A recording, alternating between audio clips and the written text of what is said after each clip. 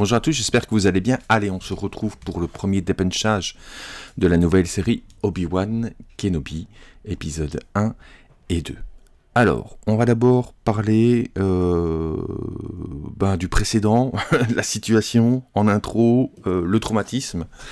Je pense que là, on sort en fait de deux exercices assez difficiles quand on est fan de l'univers de Star Wars, puisque on a dû traverser Bad Batch en pensant que c'était déjà quelque chose de pas mal compliqué, mais clairement sortir de The Book of Boba Fett n'aura pas été vraiment simple pour la communauté, en tout cas pour nous, et c'est aussi un peu pour ça qu'aujourd'hui vous ne verrez que moi, parce qu'on s'est clairement posé la question de savoir si on continuait les dépunchages en fait au vu de la proposition. D'ailleurs, si vous nous suivez sur les dépunchages, vous savez qu'on n'a pas dépunché le dernier épisode de Book of Boba Fett, et c'est ma faute, ma très grande faute, mais moi, sérieusement, je ne pouvais pas. Et malgré l'assistance de l'équipe, pour moi, c'était tout simplement impossible de dépuncher ce dernier épisode, tellement j'ai trouvé que c'était nul, quoi. Voilà, qu'il y avait rien à retirer de cette proposition. Donc c'est particulièrement traumatisé, fragilisé et déprimé qu'on aborde cette nouvelle proposition, cette nouvelle série d'Obi-Wan Kenobi. Alors, traumatisé et puis en même temps avec, malgré tout, des attentes qui sont légitimes parce que la formule, cette fois-ci, est différente. Par exemple, on n'a qu'un seul réal, en l'occurrence Deborah Chow, qui était déjà présente dans Mandalorian, puisqu'elle avait tourné 2 épisodes. Donc là, on est quand même sur un seul et unique réal pendant toute la série. Donc ça devrait quand même nous éviter le passage de Machette et de tous les tarés qui nous ont distribué du Vespa à gogo. C'est bien gentil le copinage, tiens je te file un épisode de Star Wars pour te faire plaisir, mais au final cette diversité en fait de vision, cette diversité de propositions et surtout le fait que chaque réalisateur a une idée bien définie de ce qu'il veut faire avec l'univers Star Wars et du coup fait n'importe quoi, je pense que c'était pas viable et c'est une très très bonne chose qui est qu'un seul réal sur la proposition d'Obi-Wan Kenobi. D'autant plus qu'en producteur exclusif, on va quand même retrouver Ewan McGregor. Donc on peut imaginer que ce même acteur-producteur va veiller à ce que ça parte pas dans tous les sens, pour peu qu'il ait un pouvoir de décision et de pression. En tout cas, sans aucun doute, beaucoup plus que Temuera Morrison, qui avait, je le rappelle, fait part de son étonnement sur le fait qu'il parlait trop, qu'il disait trop de conneries et trop de merde. Il l'a beaucoup remonté pendant le tournage de Boba Fett, mais il n'a jamais été écouté. Gageons qu'Ewan McGregor a été plus entendu pour cette série. Du coup, au niveau de la proposition, on est d'ores et déjà sur 2 épisodes, donc ça, je trouve que c'est bien au niveau introductif, nous avoir balancé 2 épisodes, un premier très long, plus de 40 minutes, et puis un second qui va plus retaper sur en fait les durées d'épisodes classiques de Mandalorian. On reprend le même mécanisme, c'est-à-dire qu'on va jouer en fait sur le temps de l'épisode en fonction de ce que l'on a à raconter, et ça, je trouve que c'est un très bon point. On n'est pas lié à un time défini que l'on va artificiellement remplir. Si on a beaucoup à dire, on a un épisode long. Si on a moins à dire, on a un épisode plus court. Je trouve que cette proposition-là, que moi j'ai découvert avec les séries Star Wars, est plutôt bienvenue. On commence donc avec ces 2 épisodes, mais surtout on commence avec un pitch de récap qui était très très bienvenu, parce que moi je regarde la série avec Céline et je m'attendais à devoir tout lui expliquer, et je trouve en fait que ce pitch de récap en fait qui nous repositionne sur la situation antagoniste entre Obi-Wan et Anakin, l'ordre 66, la chute de la République, était très bien fait, ça a été réorchestré.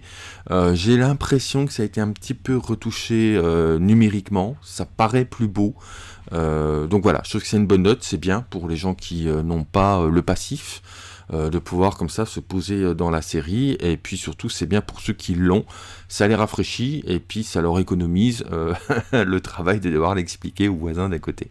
On se retrouve également avec une introduction Ordre 66, hein, on commence cet épisode avec cette chute. Je trouve ça sympa, c'est très dynamique, hein, on tombe sur une fuite de petits padawans qui sont protégés, et quand même bien protégés par une prof, en fait, par une professeure Jedi, qui finit bien entendu par mourir. On a aussi un champ plus large où on voit tous les Jedi se faire atomiser. Voilà, ça nous met directement dans le bain, ça nous remet en situation, et je trouve que c'est très en opposition avec le reste de la série, en tout cas le reste de ce premier épisode, qui lui va être très lent, peut paraître mou aux yeux de certains, mais moi j'ai ma théorie, en tout cas j'ai mon appréciation de la chose, et je dois vous avouer que j'ai pas mal apprécié ces 2 épisodes. Alors oui, on est sur un tempo qui est mou, oui, on est sur un tempo qui est lent.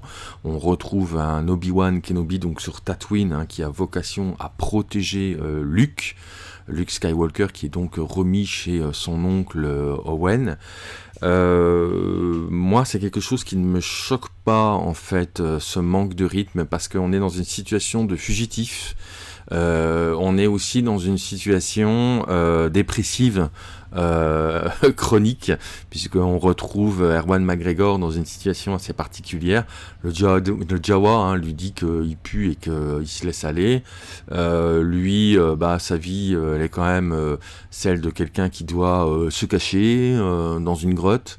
Alors d'accord, c'est un Jedi et normalement il est flexible, mais il a vécu quand même dans une vie plus qu'agréable, avec de l'action, avec des palais, avec du bien-être, et là il se retrouve planqué dans une grotte à devoir surveiller un gamin sur Tatooine dans la bordure extérieure, après s'être pris la gifle de sa vie, c'est-à-dire à la fois voir son maître mourir, et voir son élève tenter de le tuer, et devoir lui combattre et le tuer à son tour, du moins c'est ce qu'il croit.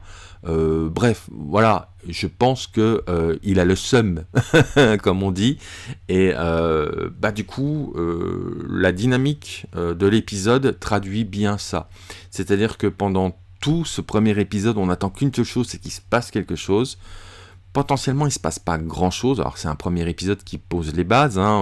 On voit un Jedi secondaire approcher Obi-Wan Kenobi en lui disant viens, on va faire la révolution, viens, on va essayer de s'en sortir, puis lui dit niet, il est pas question, un peu hein, comme Luke lorsqu'il refusait d'entraîner Rey, mais je pense que là on est plus dans une démarche, moi mec j'ai une mission, ma mission principale c'est de protéger ce gamin, et finalement le reste m'importe peu, c'est-à-dire qu'on n'est pas dans un détachement du style moi je suis plus intéressé par tout ça et je passe à autre chose.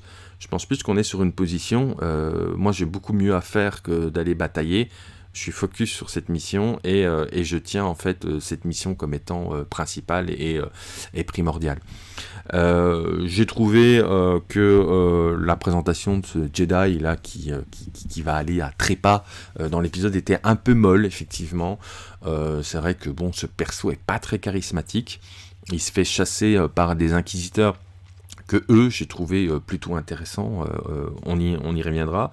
Mais voilà, c'est sûr que c'est un épisode où on attend beaucoup, où on se dit, faut que ça pète, et en fait, ça éveille en nous une certaine forme de frustration. C'est-à-dire que rien ne se passe, rien ne se déclenche réellement, mais je le redis, on est dans une situation de fugitif, on est dans la situation de quelqu'un qui doit surtout pas faire de vagues, et pour pas faire de vagues, il faut passer inaperçu, et du coup, ça déclenche en fait cette temporalité, ce côté un peu mou de l'épisode, que moi j'ai apprécié, parce que ça générait chez moi une frustration, quand je l'ai regardé, je me suis dit, mais oui, je suis en train de regarder un épisode qui paraît mou, ça éveille en moi une frustration, et du coup, ça éveille en moi un sentiment. Qui n'est pas forcément celui que j'attendais, qui n'est pas forcément celui que je voulais, mais il y a quand même quelque chose qui se passe dans mon bide, il y a des papillons, et je suis frustré, et je suis énervé, et ça avance pas, et ça me choque, et finalement, je pense que c'est voulu, en fait. C'est-à-dire qu'on veut nous faire vivre cette émotion et ce sentiment d'impuissance que l'on a nous aussi en tant que spectateurs, et que l'on partage en fait avec le désarroi d'Obi-Wan Kenobi. Alors ce que j'ai trouvé également extrêmement intéressant, c'est que pendant très longtemps on s'est posé la question de savoir comment Obi-Wan Kenobi allait quitter Tatooine, puisque tout le monde était d'accord pour dire que il n'avait pas à le faire, puisque il doit garder Luke. Et alors certains youtubeurs disent avoir annoncé la chose, sans doute j'ai pas vu, mais moi c'est vrai que j'avais pas appréhendé en fait le cas de Leia. C'est vrai que Leia, qui est donc l'arc scénaristique qui va être utilisé pour sortir Obi-Wan de sa torpeur, Leia, on l'imaginait une vie tranquille sur Alderaan. Et d'ailleurs, quand on y réfléchit, c'est stupide, parce que quand on la voit dans l'épisode 4, elle est une des responsables de la rébellion, elle connaît Obi-Wan Kenobi, puisque elle met des plans dans l'unité R2 et elle lui demande de l'aide, donc elle le connaît. Donc voilà, il fallait soulever en fait le fait qu'elle le connaissait, que c'était à lui qu'elle envoyait des plans, et que cette petite gamine est l'avenir en fait de la rébellion dans la galaxie. Donc sa vie ne peut pas être un long fleuve tranquille en fait. C'est ça qui est intéressant et que moi j'avais totalement omis. Et le fait d'utiliser Leia comme déclencheur du départ de Obi-Wan de Tatooine, j'ai trouvé que c'était une super bonne idée. Je trouve que l'actrice qui interprète Leia est plutôt agréable. On n'a pas l'effet Oméga qu'on a dans Bad Batch, où on a ce gamin cette gamine qui est chiante, quoi. Là, en l'occurrence, on a une petite fille qui est pleine de perplexité, et qui est sarcastique quand il faut, qui est complexe, qui est intelligente. Je doute que l'actrice ait 10 ans, faudrait que je vérifie, mais je la trouve un peu petite. Moi, j'ai Calliope à 8 ans, elle me paraît déjà beaucoup plus grande et beaucoup plus évoluée, ne serait-ce que physiquement, que l'actrice qui a été choisie. Je la trouve un peu minot, quoi. 10 ans, on commence à être pré-ado, quand même. Là, c'est une fillette. Donc, avec ça, j'ai un petit peu de mal. Je trouve que la partie où on est sur Alderaan est sympa, parce que ça permet de créer de l'attachement avec la planète Alderaan, que l'on voit détruite dans l'épisode 4 par l'étoile noire. C'est vrai que c'est une planète qu'on connaissait par l'intermédiaire des jeux vidéo, qu'on a peu vu. Là, on s'y balade, on voit qu'effectivement, c'est le paradis sur Terre. Il y a pas mal de critiques sur les passages d'Alderaan, notamment sur la poursuite qu'il y a entre les chasseurs de primes et Leia. Bon, voilà, effectivement, tout n'est pas totalement réussi dans cet épisode. Effectivement, Organa a un peu perdu de son charisme. Fait un peu papa gâteau dans cet épisode aussi, mais quand même on le voit aller chercher Obi-Wan lorsqu'elle se fait enlever, puisqu'elle se fait enlever par des chasseurs de primes. Et en fait le fond de l'histoire, c'est que les inquisiteurs n'arrivent pas et cherchent Obi-Wan Kenobi depuis plus de 10 ans, et décide en fait de choper Leia, d'enlever Leia pour éveiller son besoin d'intervenir, puisque c'est une des clés en fait de l'Inquisition. Ils le disent bien, il faut faire preuve de patience et il faut utiliser en fait les leviers des Jedi, qui est la compassion absolue, et ils savent que systématiquement, si jamais ils font du mal, il y aura un effet en fait de levier de compensation qui fait que ça va leur permettre de révéler des Jedi. C'est peut-être un petit peu capillotracté, surtout pour l'inquisiteur principal qui a plus de cheveux. Haha, elle est bonne, mais voilà, c'est assez bien vu. Maintenant, comment ils font pour savoir que Leia est en lien avec Obi-Wan Kenobi? Du coup, ils doivent savoir que c'est une Skywalker. Du coup, Vador doit le savoir aussi, alors que Vador ne sait pas que Luke a une sœur. Là, il y a un gros loup, en fait, je trouve. C'est-à-dire qu'ils vont enlever cette gamine pour atteindre Obi-Wan Kenobi. Pourquoi enlever cette gamine pour éveiller Obi-Wan Kenobi? Ils doivent savoir qu'il y a un lien. Voyez, là, il y a un trou. Il y a un vrai trou qui est pas le bon. C'est-à-dire que oui, c'est super de la faire rencontrer Obi-Wan Kenobi, parce que c'est important pour le fluff, c'est important pour le lien, pour lier l'épisode 4 et lier leur liaison à eux. Mais le fait que certains sachent qu'ils sont en lien tous les deux induit que Vador devrait finir par le savoir aussi, d'autant plus que c'est une inquisitrice qui le fait, en l'occurrence la fameuse Reva. Donc là, il y a un problème, et il va falloir nous expliquer ça, parce que c'est pas là pour le coup, c'est pas bien monté du tout. Les inquisiteurs, du coup, on a donc l'inquisiteur, on a la troisième sœur et le cinquième frère. Au niveau des personnages, on révélera une chose, c'est que le cinquième frère et l'inquisiteur ont les yeux jaunes, alors que la troisième sœur, Reva, elle, ne les a pas. Donc elle n'a pas totalement basculé dans le côté obscur pour l'instant, même si elle est très énervée, très vénère, et qu'elle est vraiment focus sur Obi-Wan Kenobi. On révélera qu'elle n'a pas encore basculé dans le côté obscur, puisque je vous rappelle que quand on bascule dans le côté obscur, on a les yeux qui deviennent jaunes, injectés d'une couronne de rouge et de sang. On le voit bien avec Anakin Skywalker à la fin de l'épisode 3, on le voit bien avec cet inquisiteur, on le voit bien avec le cinquième frère qui les a aussi, mais elle ne les a pas. Alors, est-elle vraiment une Sith ? Sans doute pas. Il y a des histoires comme quoi il y a des gens qui estiment qu'elle ferait partie des enfants qui fuient au début du premier épisode, et que comme elle fuit et qu'elle vit mal en fait cette fuite et l'extermination des Jedi, peut-être qu'elle s'estime pas assez protégée et qu'elle serait du coup en animosité avec les Jedi et particulièrement avec Obi-Wan Kenobi. On verra. Mais voilà, moi je trouve que c'est intéressant de soulever ça. Maintenant, ce personnage est très intéressant. Moi j'ai trouvé quand même que l'inquisiteur était assez charismatique. Ça n'est pas partagé par le reste de l'équipe. Mais j'ai trouvé que il était quand même relativement badass, même si à la fin de l'épisode 2, au moment où Leia est enlevée et où Obi-Wan va aller ensuite la récupérer à Daiyu, cet inquisiteur se ferait tuer par Reva. J'espère que non, parce que ce serait un peu court quand même. Je trouvais que le personnage finalement était intéressant. Alors oui, il a une tête d'œuf, oui, il y a des gens qui bloquent là-dessus. Je pense qu'on peut dépasser en fait cet état de fait et puis aller sur le personnage. Je trouvais que c'est un personnage qui est comme ça dans la temporalité, qui est dans la réflexion, qui est dans l'attente, qui est finalement du coup dans une très grande maîtrise de soi.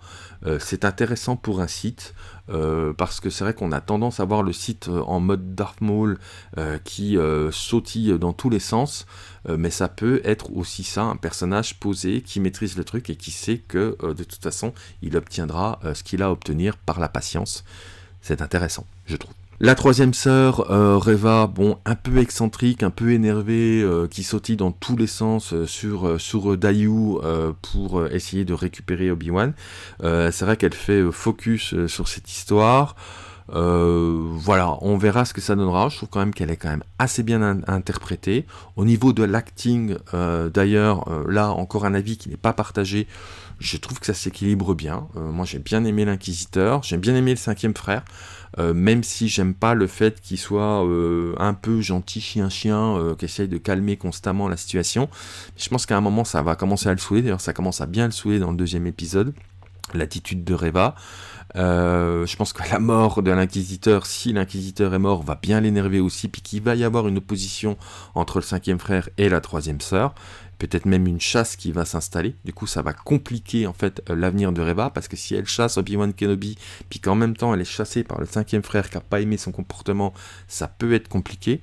Maintenant, on n'oublie pas que quand on est un Sith, tuer son maître, ça fait un peu partie du carcan et de la formation. Et peut-être que en le tuant et en continuant comme ça à persévérer dans le côté obscur, elle va commencer à basculer en mode Sith et que ses yeux vont peut-être commencer à changer de couleur. Donc au niveau acting, j'ai trouvé en fait que ces trois personnages-là étaient intéressants.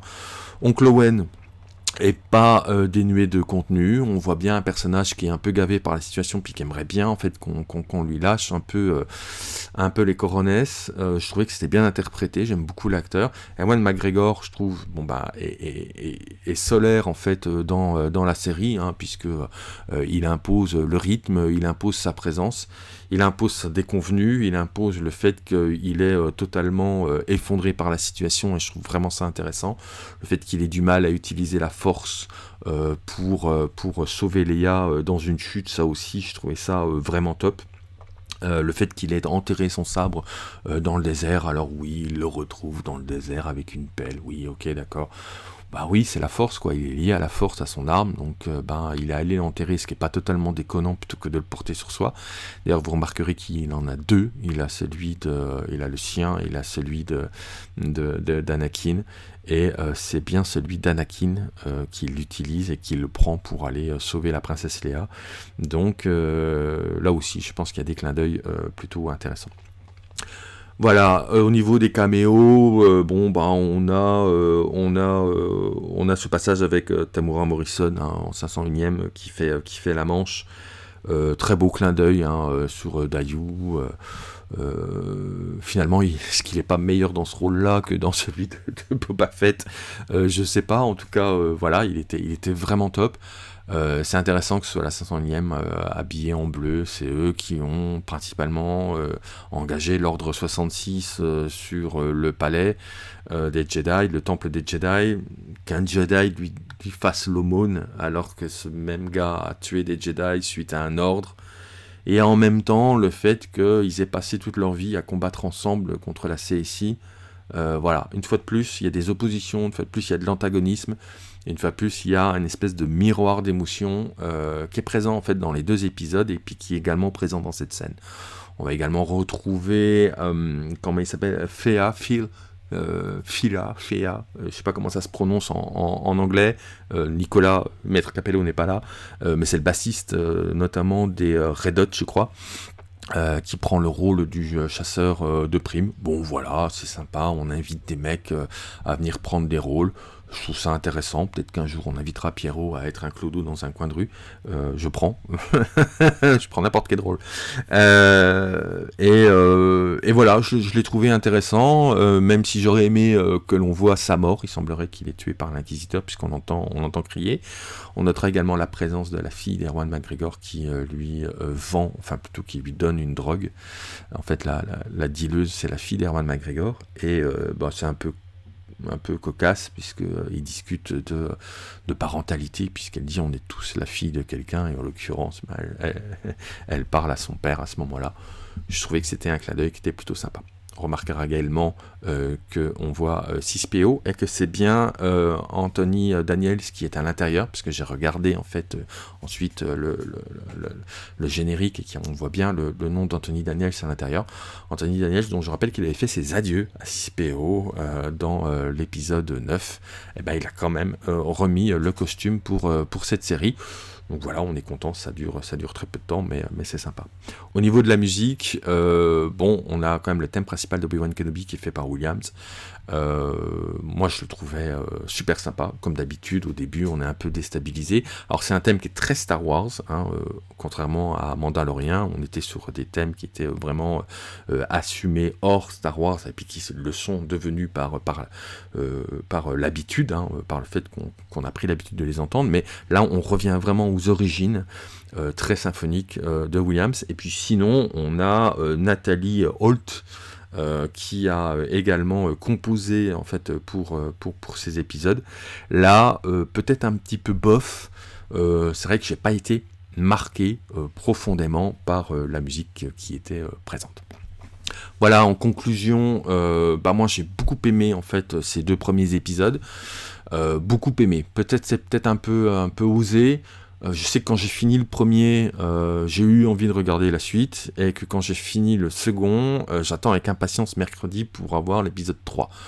On sort d'un gros trauma avec Boba Fett, donc moi les gens qui sont en stand-by, je les comprends et je ne leur en veux pas. Pour ce qui est du retour de l'équipe, Kevin et Nicolas sont plutôt mitigés, alors que Thomas est dans la même position que moi, c'est-à-dire que on n'est pas bon public, mais on est content de la proposition qu'on a eue. On a su, je pense, se réjouir de ce qui était bon, et ne pas trop mettre l'accent sur ce qui l'était moins, et tous les deux on est dans l'attente de la suite. Pour ce qui est de Céline, parce que la vie d'une femme c'est intéressant, elle a bien aimé, pas foufou, mais effectivement elle a trouvé 2-3 lenteurs dans les sujets. mais elle est d'accord avec nous. De toute façon, le gap entre Obi-Wan Kenobi et donc le Book of Boba Fett est tellement énorme que c'est beaucoup plus plaisant à regarder.